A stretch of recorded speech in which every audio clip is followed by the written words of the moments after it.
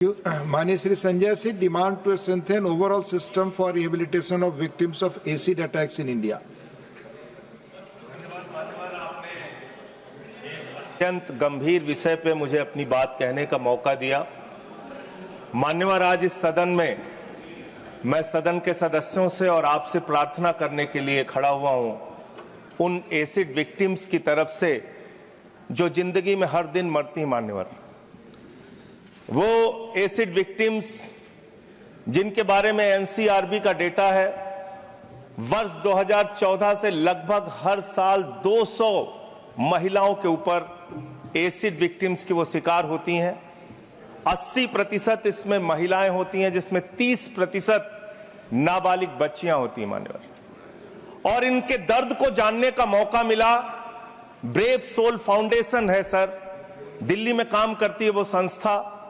उस संस्था के एक कार्यक्रम में मैं गया था मान्यवर।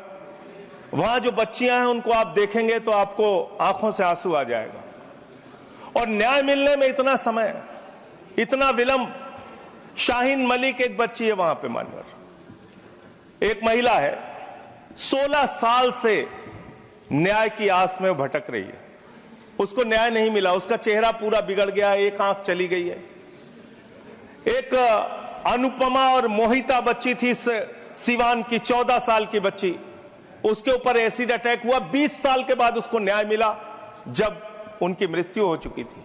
वो दुनिया में नहीं थी मान्यवर। इसके संबंध में सुप्रीम कोर्ट ने 10 अप्रैल 2015 को एक आदेश जारी किया कि प्राइवेट हॉस्पिटल हो या सरकारी अस्पताल, दोनों जगहों पे इनका पूरी तरीके से फ्री इलाज होना चाहिए। मैं सरकार से अनुरोध करूंगा, हाथ जोड़कर विनती करूंगा, उनके फ्री इलाज की व्यवस्था की जाए।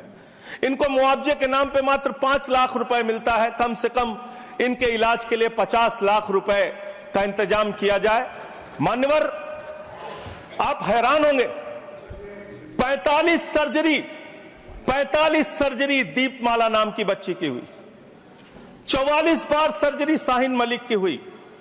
वो रीमा 7 साल से न्याय के लिए भटक रही, नीरजा 15 साल से न्याय के लिए भटक रही हैं।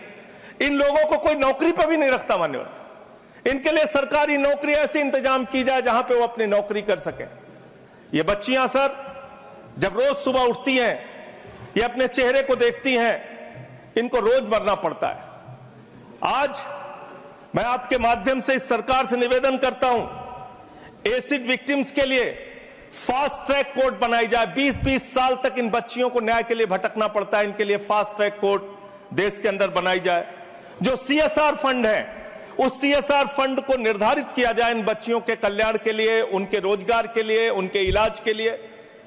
मैं आपके माध्यम से अनुरोध करना चाहता हूं इस सरकार से कि 2014 के बाद से लेकर अब तक के जितने केसेस हुए हैं, उसके पहले के भी जितने केसेस हुए हैं, उसकी समीक्षा के लिए एक केंद्रीय समिति बना के उनकी मदद और इलाज कर